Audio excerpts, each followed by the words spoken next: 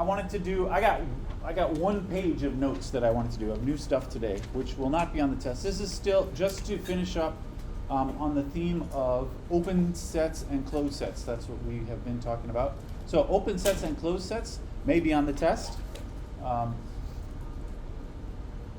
But what I want to talk about today is just a little something. Can I refresh our memory, first of all, about closed sets and limit points? So a limit point of a set, let's say A, is some point x such that, anybody remember this? What makes it a limit point? Yeah? Anyone say?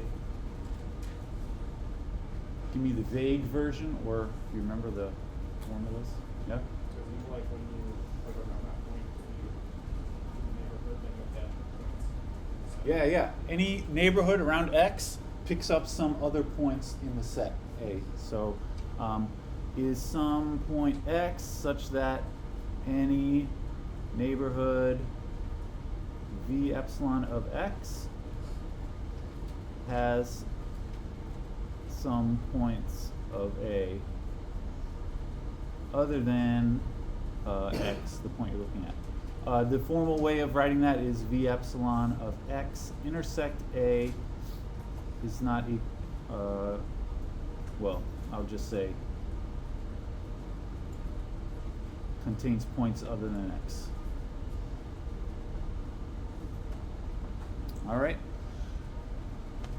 I don't know if anybody cares. I decided to stand on this side of the room again today. I realized that when I stand over here, the sound that I get in my recordings is a lot better. I think because I'm further from that noisy thing over there. I don't know if you care, but I have to like run it through a noise reduction thing, which seems to work okay, but I feel like it makes my voice sound a little weirder. All right, anyway, this is what limit points are, and a closed set is a set which contains all of its limit points, right? So we say A is closed when A contains all of its limit points.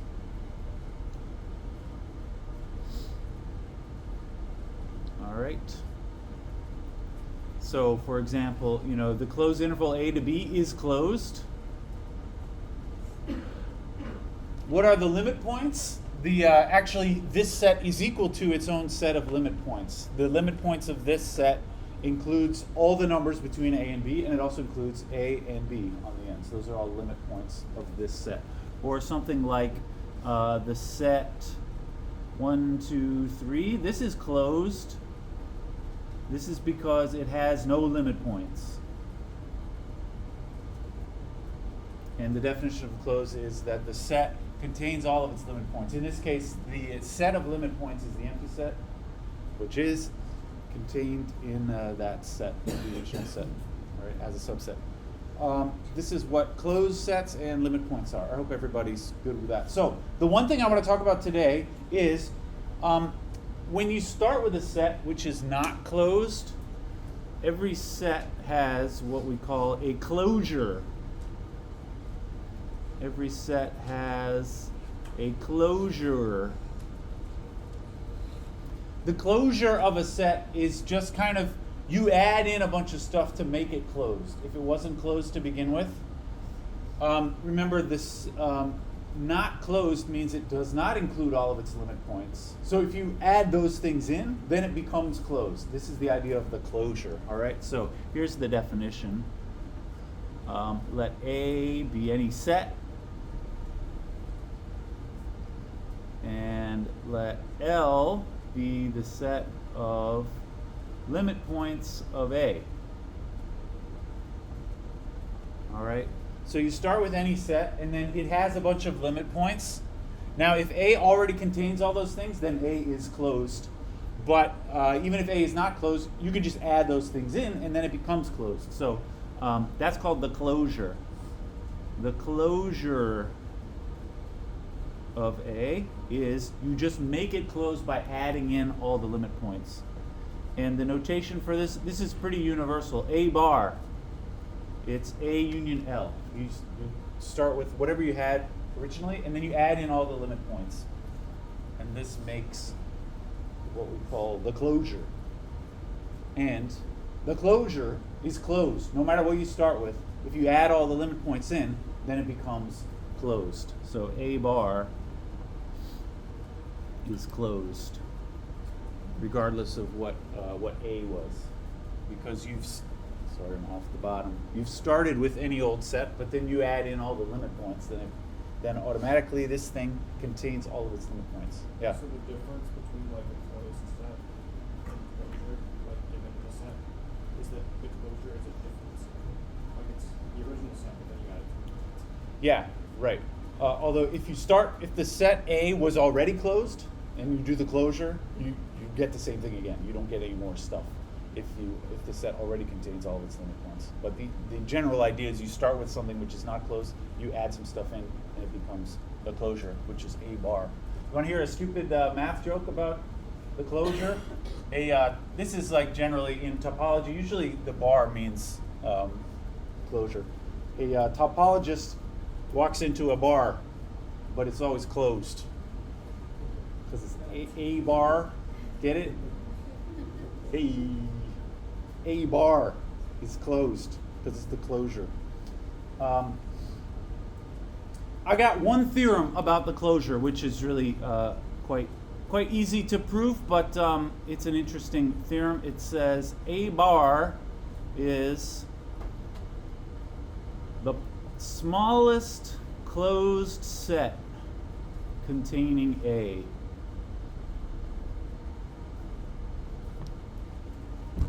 Walks into A bar, get it? A bar. I said a bar. That's the beauty of the joke. A bar is the smallest closed set containing A. Remember, the idea is you start with A, which maybe is not closed. You throw some extra stuff in, and it becomes closed. What the theorem says is that extra stuff is like the smallest amount you could have possibly added in to make it closed. A bar is the smallest closed set that contains A. If you start with something and you want to make it a little bit bigger to make it closed, that's the closure. And it's the smallest amount of slightly bigger that you can make it. All right, the proof of this is pretty straightforward. So how do we demonstrate something is the smallest closed set? I'm going to say, let's say F be a closed set containing A.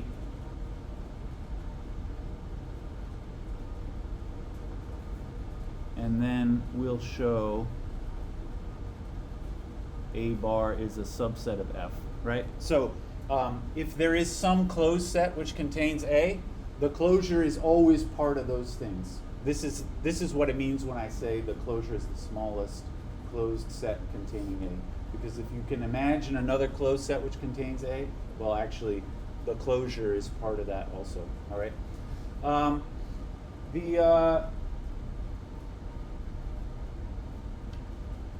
So we have to show that A bar is a subset of F. Remember, A bar is A union L, where L is the set of limit points. That's the definition of the closure.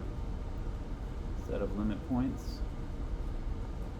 So actually, to show A bar is a subset of F, it's enough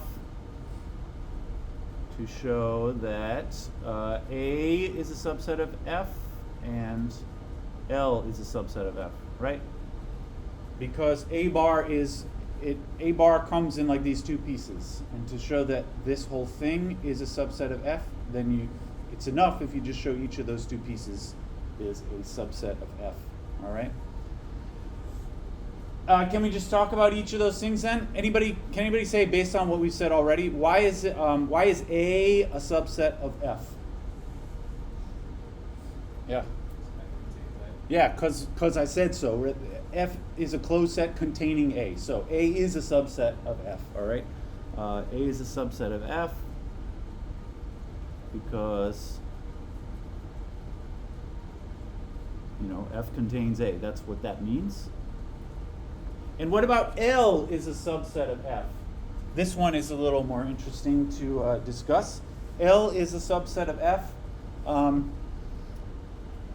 Anybody think you can say why? Yeah? You say that L is a subset of A because it's the set of things inside L. That is not necessarily true. L, because there can be some limit points which are outside of the original set. What do you think? Since L is closed, it contains all the limit points of A. Yes, I think you mean because F. F is Yeah, closed, since right. F is closed, because that's what we assumed about F, right? It's a closed set which contains A. Since F is closed, it contains all of its own limit points, and since A is part of that, then it contains automatically all the limit points of A. So I will say, since F is closed, it contains all limit points of F, and so it contains all limit points of A because A is a subset of F.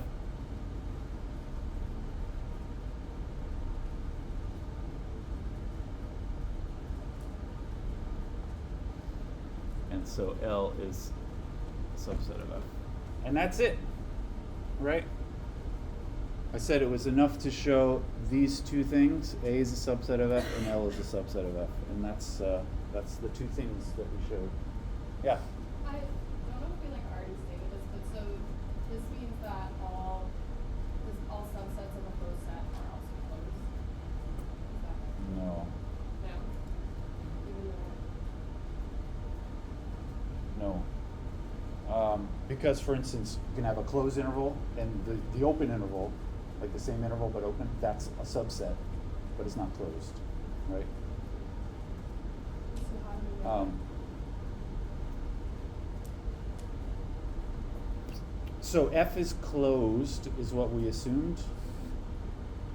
That means it contains all of its limit points.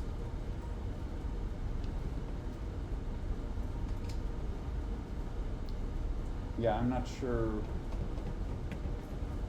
This does not mean that any subset is also closed. Even though, so we're saying that, because A is a subset, all the limit points are, we're just saying it's in F, not necessarily in A. Yeah, so F contains every limit point of everything from F. That means automatically contains all the limit points of everything from A. But that doesn't necessarily mean that A is closed. It doesn't mean that it is closed, yeah. Yeah. Yes. All right. Let's just do some very quick examples, and then this is basically all I wanted to say for today. So, for example, if you have, how about the open interval from A to B, the bar? Anyone want to say? What is the closure of the open interval A to B? You're going to add some stuff into that to make it closed. Yeah. Yes, it is the closed interval from A to B. You take all that stuff originally, but you also have to add in the two endpoints. And so this is that. The closure of the open interval is the closed interval from A to B, right? The bar means closure. How about, I got some more fun examples. How about the set 1, 2, 3 bar? That means you start with those three things, and then you additionally add in all the limit points. Any idea there? Yeah. I don't think so. Here you don't get any of the in-between points, right? This is just 1 and 2 and 3. Yeah. Just a set of 1, 2, and 3. Yeah, it's just the same thing again. That's because actually the set 1, 2, 3 by itself is already closed. It doesn't have any limit points, and so the closure is you add in all the limit points, but there are no limit points, and so you just get the same thing again. So this is, the same set, 1, 2, 3. How about, here's a similar one, n bar, the closure of the natural numbers.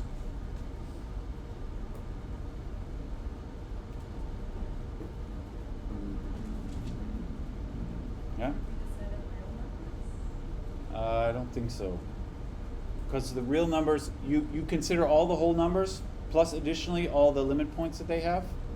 That actually doesn't get you the in-between numbers. Yeah?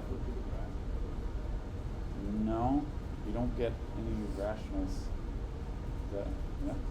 It's just n again. Yeah, n has no limit points because those values, they don't like approach any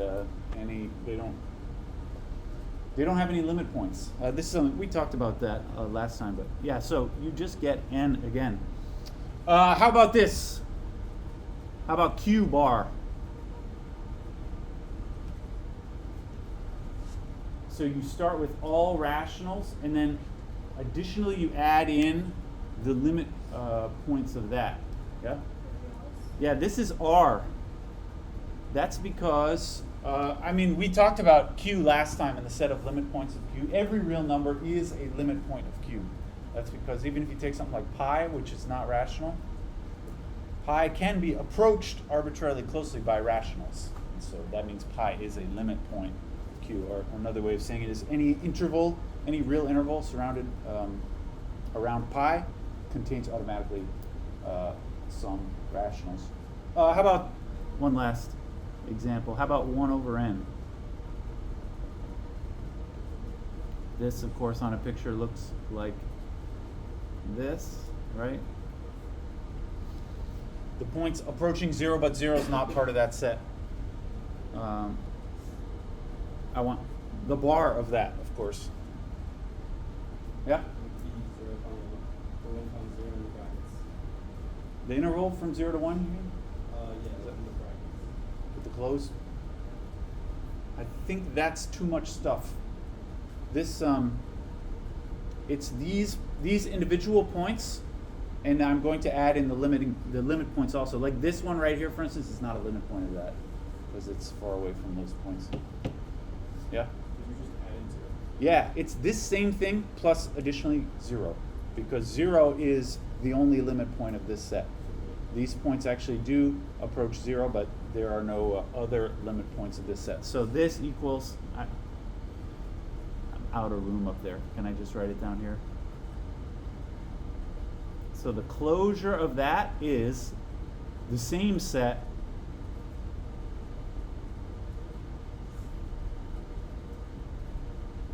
and additionally with the number 0. This is how you have to write that, I think. It's the set of 1 over n's union the number 0. All right, this is the closure. Is there something like the openger? Actually, there is. The closure is when you throw in all of the limit points. What it means for a set to be open is that it sort of doesn't have any of the boundary values, and there is a way to throw away all of the boundary values to make a set open. It's called the interior, which is a little bit of a better word than openger. But we don't need to get into that at this point, at least. The closure, though, it makes a set closed. And that is all I wanted to say for today. Any questions about the closure? The closure will not be on the test, although it's not a terribly difficult idea. Next time around, the closure will be on the next test, perhaps. So in our remaining 30 minutes, I hope this isn't a letdown to anybody who likes, if you just like sitting there while I talk. I thought I would hand out this review sheet here. It has a bunch of practice problems on it, which I would invite you to work on with your friends. Look at, whatever you want to talk about. And I'm just going to walk around and see if you have questions about anything. I would be happy. Does anyone have any general questions? Yeah.